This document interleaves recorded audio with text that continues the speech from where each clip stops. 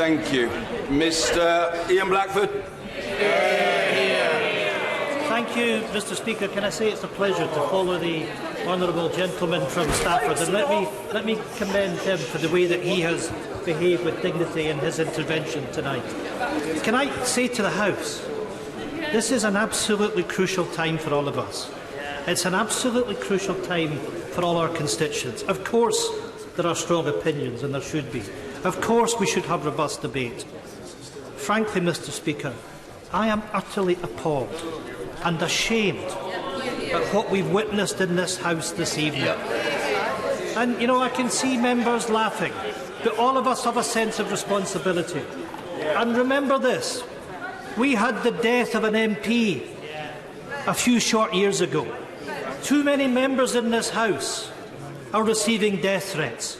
Too many members of this House are getting verbal abuse outside this place. The leadership that we show, how we all conduct ourselves in this place, is very important. And I appeal to everybody to show restraint, to act in a dignified manner, and to show respect to each other. We owe that to all our constituents. I will give way to it. I thank the right honourable gentleman for giving way, and I do believe he says what he says with total sincerity. And in that spirit, was he ashamed that a member from his benches, when the Prime Minister was on his feet, shouted out the words, "You're a liar"? And another member from the Labour benches shouted at the Prime Minister, "You're a thug." Does he agree that those things bring the House into disrepute? Mr. Speaker, I'm appealing to all members to behave in a way which is respectful to colleagues and respectful to our constituents. You know, I have to say I listened very carefully to what the Prime Minister said. I will not ask for another extension. I will not ask for another extension. Mr. Speaker, just dwell on these words. Because the Prime Minister is saying with those words that he's going to ignore an Act of Parliament, that he is going to ignore the law. And I would simply say to the Prime Minister, be careful. Be careful. You occupy the highest office in the land. And what you're demonstrating to the people of the United Kingdom is that the law doesn't matter. That's a very serious situation to be in. And I ask the Prime Minister to think again, to think very carefully, or be prepared to pay the consequences of ignoring the law of this land. Would he give way on this point, briefly?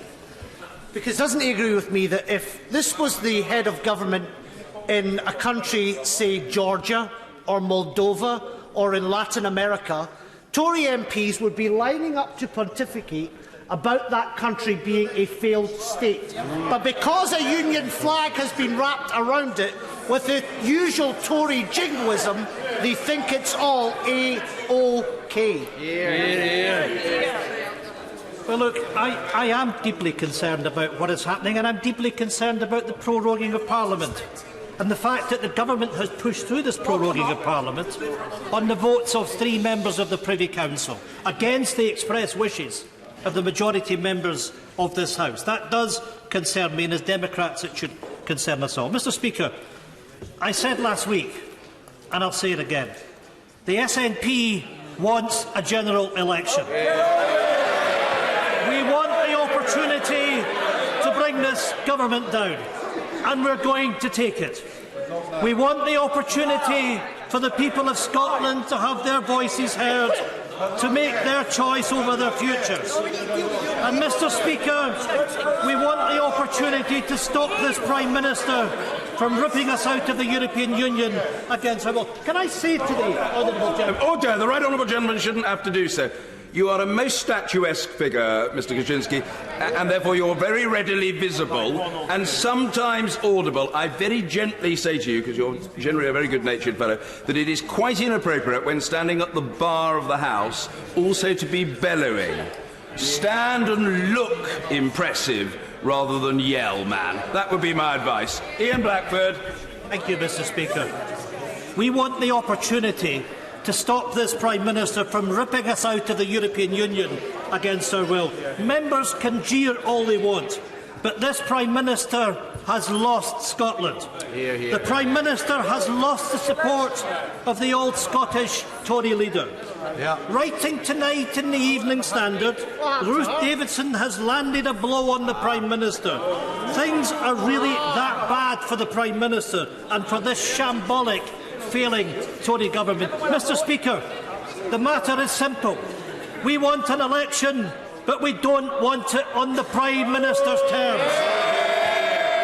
This is a Prime Minister obsessed with running down the clock, a Prime Minister who cannot be trusted, a Prime Minister who is seeking to trap Parliament tonight so he can drive us off the cliff edge. Well, Mr. Speaker, we are not falling for it. The Prime Minister thinks he can treat Parliament however he wants. He thinks he can ignore the people of Scotland, to treat our Scottish Parliament, our government and our citizens as second-class citizens. Mr. Speaker, Scotland will not be ignored. Scotland voted overwhelmingly to remain in the European Union. Scotland voted overwhelmingly for the SNP to oppose the Tory government here in Westminster. And Scotland will have the chance to vote to say that this Prime Minister, this government, does not represent the people of Scotland and our wishes. Mr. Speaker, since the referendum, we have been treated with contempt, shouted down, our voices silent, our interests sidelined. Well, Mr. Speaker, let me put the Prime Minister on notice. The election is coming. I give way.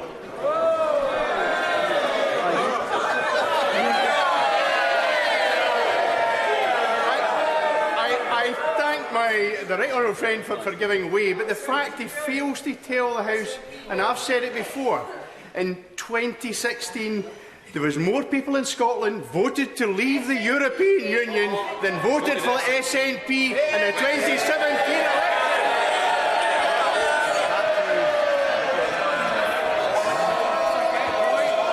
Well, you can ask for more, and I can see the Prime Minister laughing.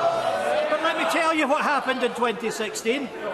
We had election to the Scottish Parliament, and the SNP won its third election on the trot. And we did that with a manifesto commitment that if there was a material change in circumstances, then the Scottish people had a right to have a referendum for their future. So my message to the honourable member from Ayr, to the Prime Minister, respect the will of the people of Scotland.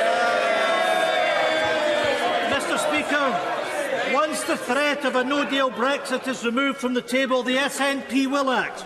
And we urge others to act, to bring down the Tories, oust this Prime Minister and let the people have their say. Once we're safe in the knowledge that we're not leaving the European Union on Halloween, the days of this government will be over. When we return in October, we expect the opposition to work together to bring this government to an end.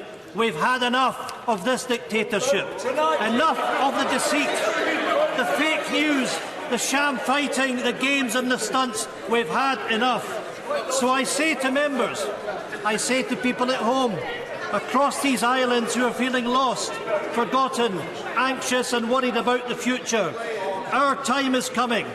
We will keep fighting for you. Where we can, we will work in the interests of the people across Scotland and the UK to protect our economy from the Brexit catastrophe. And we will create the circumstances, find a way to strip this government of power, end the democratic... Can I say to the honourable gentleman, if you wish to speak in the debate, you might try and attract the eye of the Speaker. Shouting out like this, shutting down Scottish voices is not the way to go. Mr. Speaker, end the democratic deficit and give the people back control. An election is coming, and the SNP will assure that post the suspension period, when no deal is off the table, that the people of Scotland will have the opportunity to choose their future, to choose to be citizens who want to be part of Europe, to choose to live in a country that is outward-looking and welcoming, to choose to live in an independent Scotland focused on opportunity and fairness, free of broken Brexit Britain. Mr Speaker, the Prime Minister is warned. His days in office are numbered. 5,000. Sir Alan